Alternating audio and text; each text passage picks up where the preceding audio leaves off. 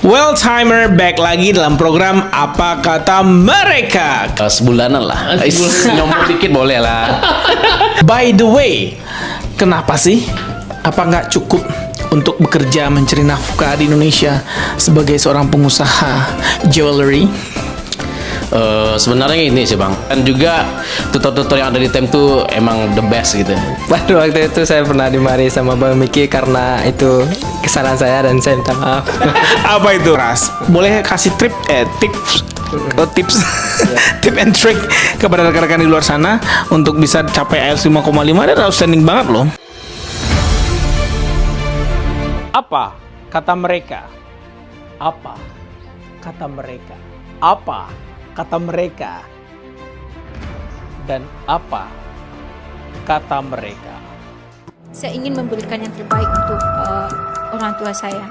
Jauh-jauh kuliah, terus magang juga. Pengen membuktikan bahwasanya saya tidak tua. Gimana nih kalau seandainya guru bahasa Inggrisnya IELTS-nya 4,5? Jadi pengkhianat bangsa. Cepat kaya datang ke tem.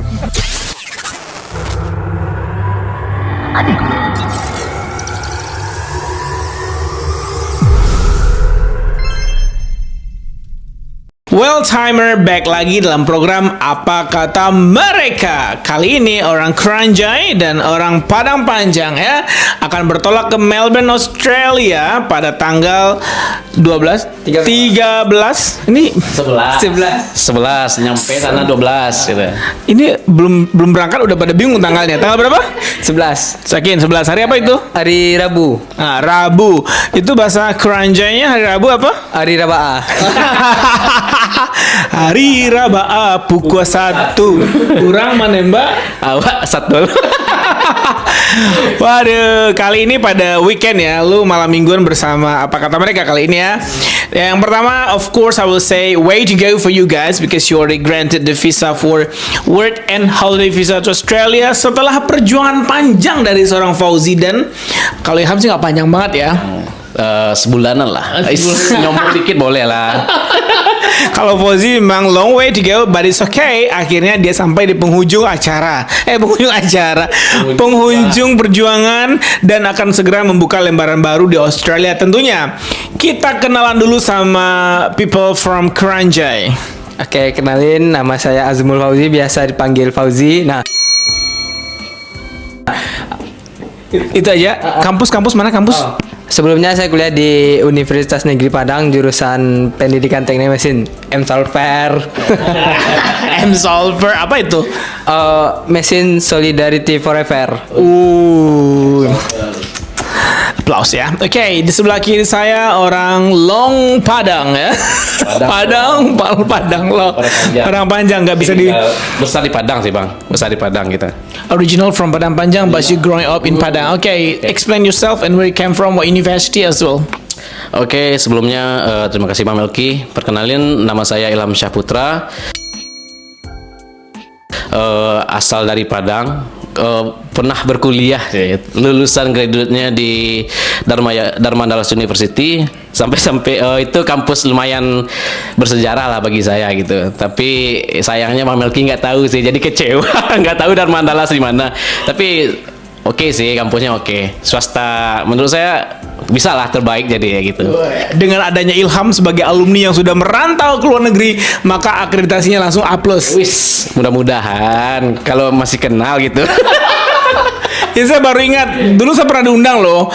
Ternyata saya pernah diundang di sana mengisi sebuah kuliah umum ya, motivasi di Unidad yang di pinggiran itu ya, di dekat Simpang Haru gitu ya. Gang itu, gang sempit, gang senggol gitu. Sama Time juga Gang Senggol guys. Tapi luas, tapi asik gitu. Dharma Dallas asik sih, nggak susah. Apa sih Saso? Ya walaupun kita di gang-gang ya, tapi tidak menutup kemungkinan bahwa kita bisa go global seperti Ilham, alumni Dharma Andalas, walaupun di kampusnya masuknya sebelah situ ya, tapi dia bisa go global ke Australia. Dan Tam Language Center juga di gang, tapi 80% studentnya sudah berada di luar negeri semua. Give applause for Tam Language Center. Masya Allah, tabarakallah, thank you so much atas dukungan Anda semua ya. Well, anak Dharma Andalas dan anak WNP. Kalau anak WNP sih udah banyak deh yang ke Australia ya.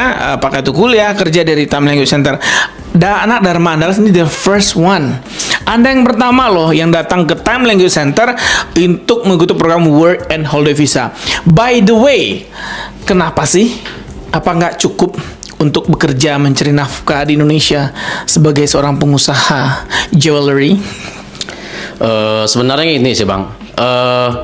Kalau dibilang untuk hidup mungkin cukup di Indonesia, tapi hidup itu bukan sekedar hidup, perlu harus ada cerita, harus ada experience.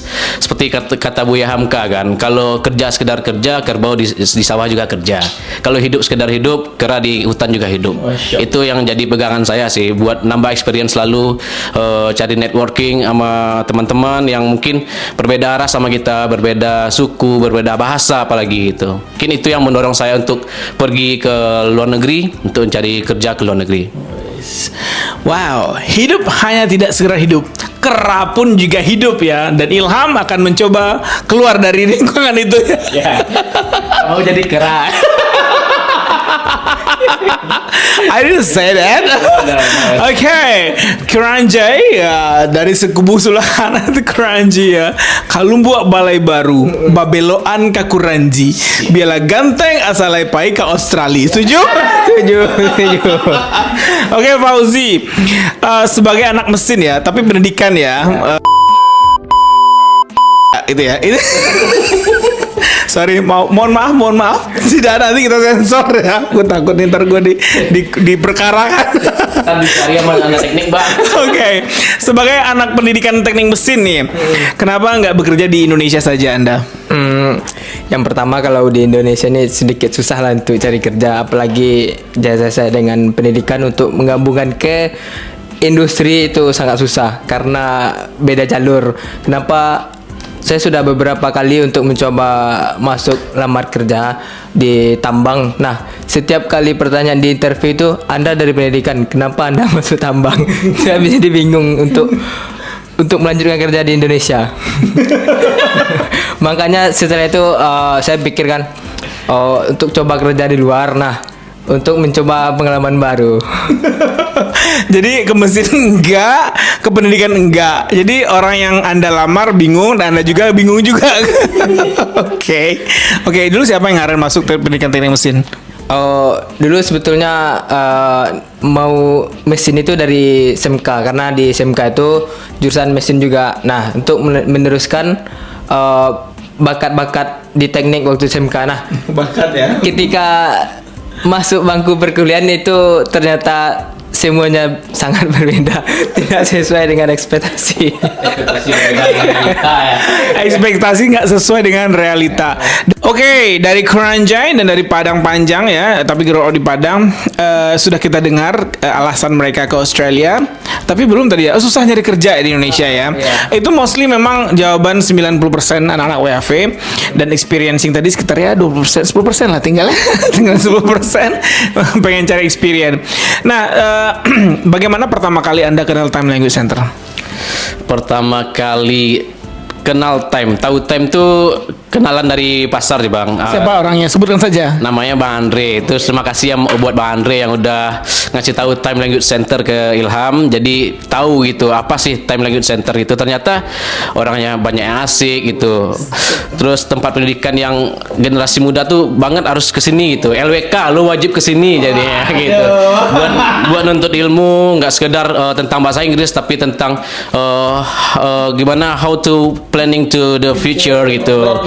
Ya di Time Language Center. Jadi kesan pertamanya itu datang ke Time, apalagi datang tuh disambut dengan Bang Melki, kayak padahal baru datang loh gitu, baru Bang mau ke ini, oh sini duduk ini segala macam, kayak oh ini ya spesial banget rasanya gitu. Kita disambut layaknya tamu, bukan layaknya orang yang meminta-minta gitu, layaknya tamu, layaknya teman gitu. Makanya saran sih ke teman-teman yang udah mau graduate dari kampusnya, mungkin udah mikir-mikir nih gimana sih mau nyusun masa depan, datang deh ke Time Language Center, bisa dibantu itu.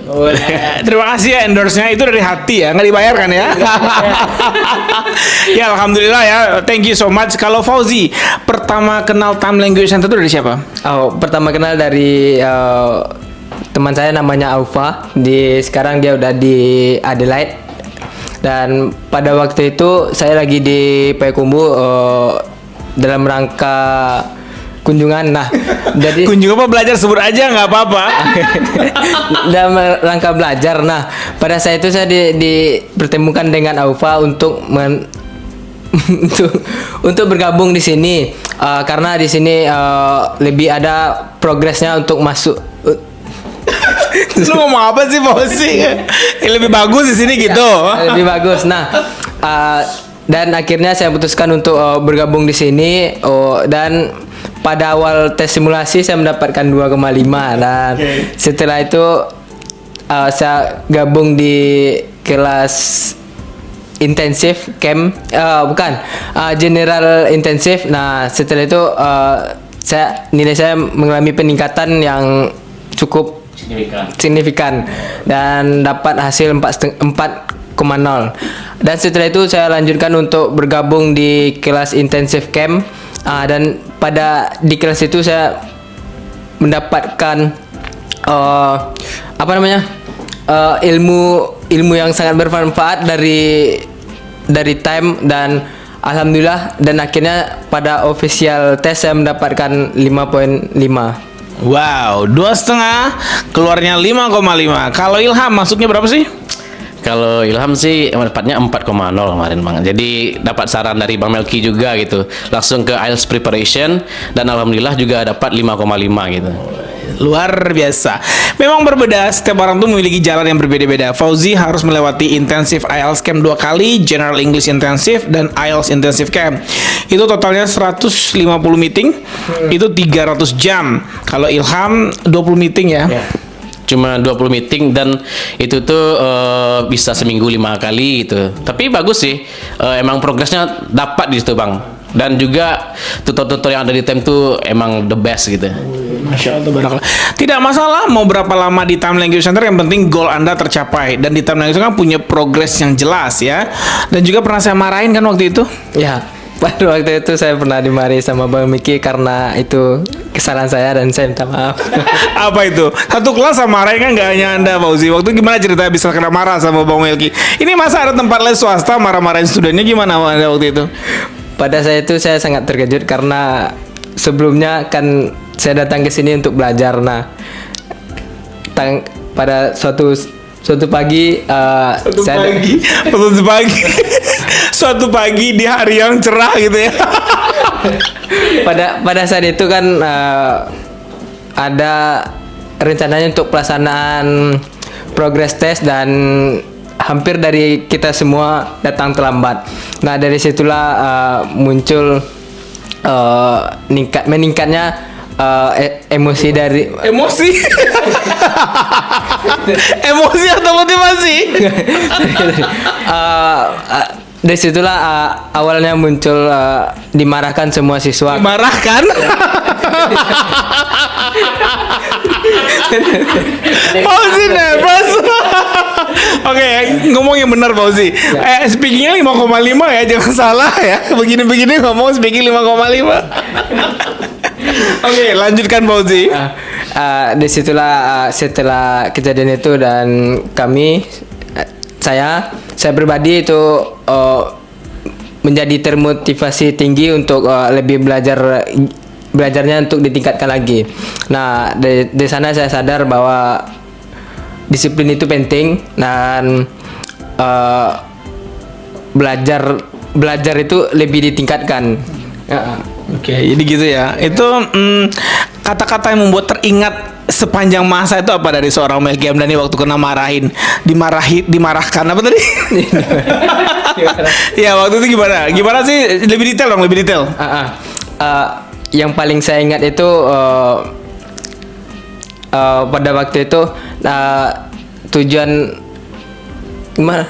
tujuan Anda sini tuh belajar. Nah, dan saya masih berleha-leha untuk belajarnya. Dari situlah saya ingat. Itu aja. Oke.